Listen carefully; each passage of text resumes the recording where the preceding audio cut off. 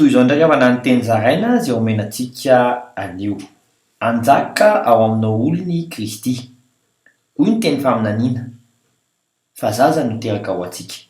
Araka ny ao amin'ny Isaia 7:5 amin'ny anaran'i Jesosy fa zaza no teraka ao antsika, zazalahy no omeny antsika ary ny fanapahana dia eo antsorony ary ny anarany atao hoe Mahagaga, Mpanolotsaina, Andriamanitra Mahery, Rainy Mandrakizay, Andrian'ny Fiadanana. Tanteraka izany ho famonjenanao olony araka ny ao filazan'ny tsara amin'ny Mateo 1:20 amin'ny anaran'i Jesosy hoe ka hiteraka zazalahy izy ary ny anarany ataonao hoe Jesosy fa izy no hamonjy ny olony ho afaka amin'ny fahotany.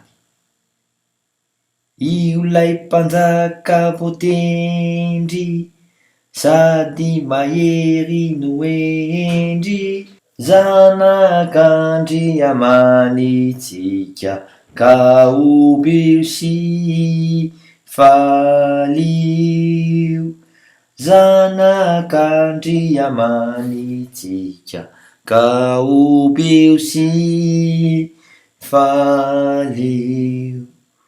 Vavaka isika Kristy ao, anjakao ny tenako, anjakao ny ankohonako, anjakao ny tanànako, anjakao ny fireneko, anjakao izao tontolo izao.